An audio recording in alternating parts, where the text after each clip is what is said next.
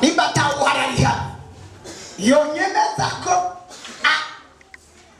atonyemeza ni atacoyonyati kubera gutemera icyo mvuga cy'Imana kwimugikora ni Yesu igihe kimwe yatoye yafashe abantu bafashe umuntu asambana baramuzana imbere ya Yesu ati twagufasha asambana kandi urazi mu byagezwe byacu ko handitse yuko umuntu bafashe asambana baca bamutera iki amabuye none turabukuzaniye umucira urubanza bikwira Yesu mbarabara abaravye gutya asanga n'ibyo uwo mugore yari yasambana ariko abavye mwabo bagabo nabo bagore nabo basore bamuzana n'abanyamafuti basumba n'ubwo busambana abaravye gutya arabamenya acararaba yambika hasi avuga ngo umuntu atarakora icaha muri mwebwe amutera ibuye bagize bariraba basanga basambanye muri bo batafashwe ni benshi mugabo wowe bamufashe bagize bariraba basanga abanyamanyanga abicanya abanyarusaka muri bo umwe bakanyoboka kuko yabonye ko ibyaha byose byamenyekanye bose bagenda kamwe Yesu acunamye yunamutse gutya basanga ari kumwe na wa mugore gusa bose bamaze kwibona ko abanyanga ubwo bakiza bakimuzana niwe babona ko abanyanga agomba ndakubarira nimba mvuga igikintu reka ndakivuge ndahera hari inyigisho zigoye bamwe bibaza ko kwambara ibirata ari icyaha kuko nka Mose bamubwiye ngo kora izo nkweto reka data ngazikuru utaronka mfatira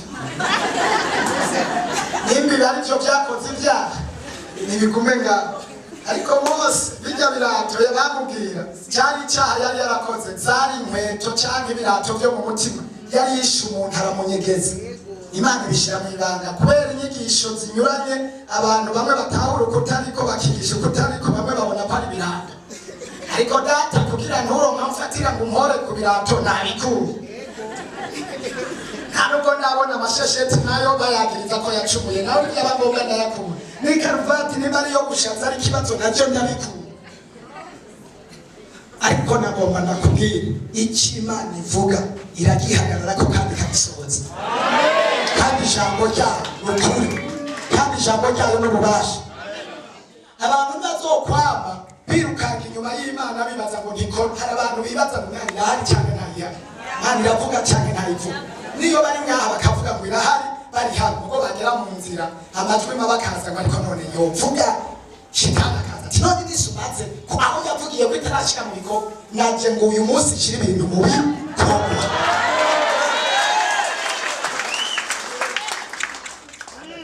gusubiza inyuma gatoyi ndagusubira inyuma gato wewe ntuhave wibaza ngo izoca hehe yaciye hehe mu kuja gutsa Isirayeli ntubaze wibaza ngo izoca hehe Imana ubushobozi bwayo ububasha bwayo uburebure bwayo ukumira neza kwa Imana wibaza ngo izoca hehe wibaza ngo izokoresha abantu irikwisha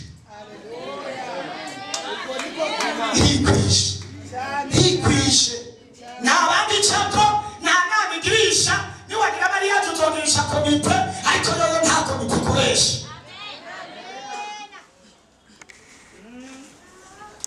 uziko mubu turi babiri nashaka turi babiri twone nishagarara tugiye gusaba ikintu sabi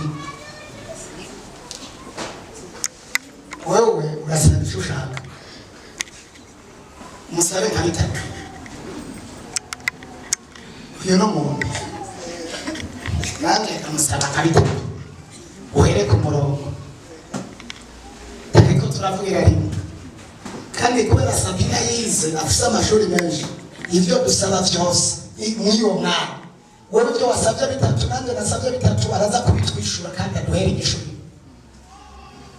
kubera Sabina yarize kandi n'umudamu w'umunyabwenge abadamu baza bagira ubwenge. Nizera ko wamaze kwiyumvira ibintu bitatu kandi wamaze kubyiyumvira umwege mwaje mikrofone yo hava vyumva akavyumva cyane dukoresha umunwa wonyene.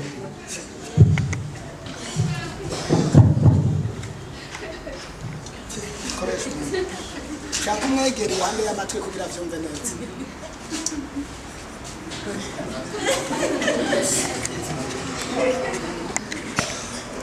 Wavuze bingahe?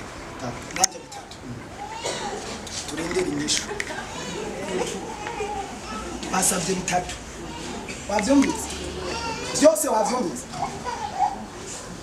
Ibyiwe n'iby'iwanje byose wavyumvise? Avuze ngo ntiyavyumvise ibyane turi babiri. Arone uvise byose bitatu. Wowe yusebira rero kibonye neza. Wako muravuga icyari. Ibyiwanje wavyumvise byose? Byose bitatu. Urano uvise ariko kibonye neza yavuze. Hasi twishura ibyo wumvise. Ni kubera ko atavyumvise turi batatu. Nitwoba batatu. Nibaza ko turi batatu yovyumva neza.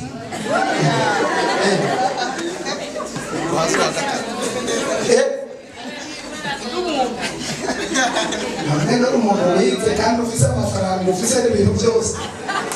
Urafise amafaranga, urafise amashuri, urafise doktora, urafise ibintu byose. Kandi tukuzi nk'umuntu w'umucabwenge ha. Niba uri bonanirwa no kwishura abantu 100 ariko abantu bane barize. None amashuri wize abantu bane bashobora kubishura ibyo bagusaba.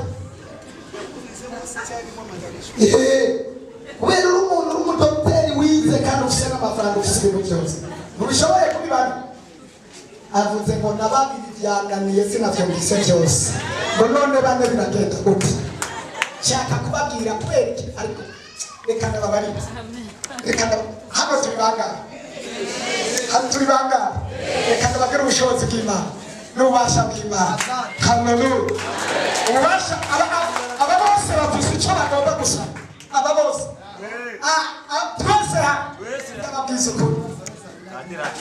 Sabina tumusabye turi babiri byo twamusabye ntiyabishoboye kandi yarize azi igifaransa azi ibiharuro azi kwambara neza n'ibintu byose yotegeka ibintu byose bamuhaye ati twara hano yohatwara bamubwira ngo kora iki yogikora. Yabayeho ari umuntu akomeye muri iki gihugu yakoze ibitari bike n'ubu aracyabikora ariko agenda akora kimwe kubera ari umuntu ariko rugomba kwereka ubushobozi bw'Imana.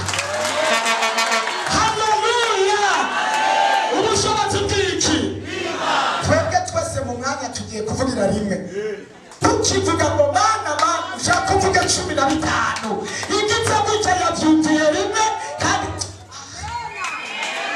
Bibiliya yabariye ngo bakiri ngaho igihe cyo kuvyara kica kigira gute bakiri hehe bose bari bakiraho bose bari bakiraho bariko barasaba bariko baravugana na bisigura ngo yaguma yumva byose. Mariya yari yaje imbere y'Imana avuga ngo mana ngomba kuvyara neza akiraho nyene arabwirwa ngo tuvyariraho nyene.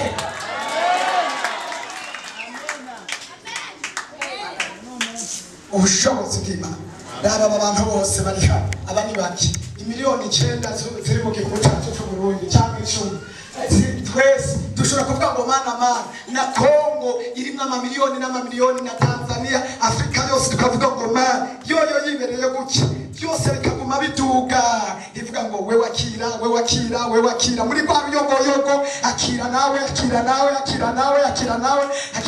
muri kwa ruyogoyogo twese turiko turavuga tukiraho nyene cyuka ngo ndavyivuye ibyawe wewe ndavyivuye wewe ndabikubiyemo nawe ndabihesheje tukiraho nyene ikagenda umwe wese icome kiciwe wasabye umugabo ikimutransfera ku umugabo cyaza kumurondera wasabye akazi ikihagurutsa ugiye kukamuha na telefone n'umwanya n'ugiye kumurondera usabye umwana ikiha ariko ntawe hari batera. Haleluya.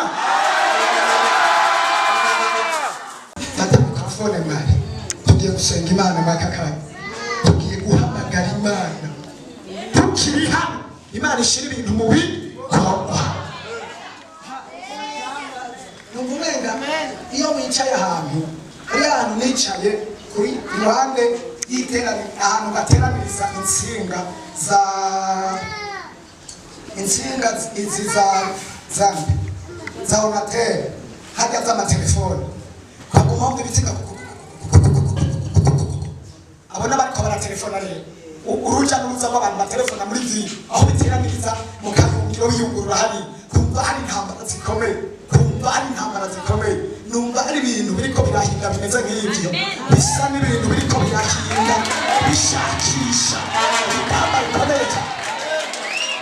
Nimba iyo abantu bariko baratelefona mu gisagara muri Reo na smart na hariya muri limited, ugiye kuri centrale hariya ku cyuma kibi kontorora neza, usanga hari urugamba rukomeye cyane, ajya amajwi ivyuma birahinda, kumva ari intambara zikomeye. Natwe hari intambara tugiye kuzana, tugiye guharutsa mw'iri sengesho, mw'iri sengesho hari intambara. Ntabwo twaje gusenga Imana yapfuye, nta nubwo isinziriye, nta nubwo itumva. Bibiliya yavuze ngo amatwi yayo ntiyapfuye ngo ananirwe no kumva, n'amaboko yayo si magufi ngo ananirwe no gukora. Twaje gusenga Imana yumva, ikora, ishoboye kandi ishira ibintu mu bikorwa. Icyo ndagusaba, nimba hari icyaha wakoze cyotuma Imana idakora, uhaguruka ucihane mu bubangutse.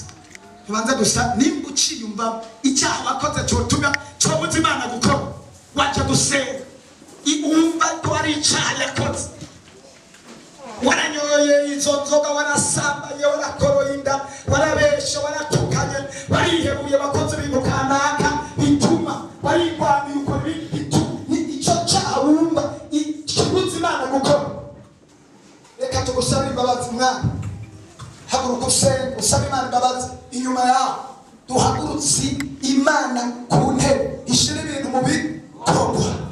Ndagomba ishira ibintu mu bikorwa, kandi mu gushira ibintu mu bikorwa hari urugamba rukomeye cyane.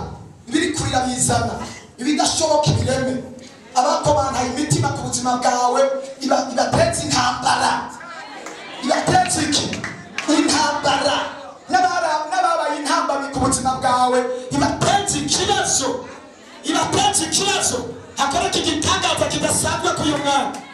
Ndavuze ngo ibatetse ikibazo, hakoreka igitangaza kidasanzwe n'uyu mwana. Iguhereko mu izina, hagiye kururuka ubushobozi uko ndabyumva, hagiye kururuka mumbabarire, yabyashoboka n'umuryango nawugana, ariko ndawuguruye ushaka wigendere, irahera kuba ari hano. Ntabwo ihera ku bataje, nta nubwo ihera ku bataje, ntabwo ihera ku bataje, nta nubwo ihera ku bataje, irahera ku bari hano.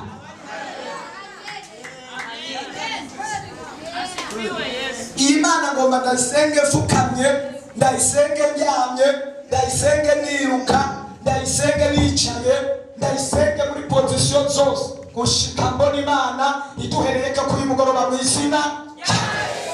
Banza usaba imbabazi.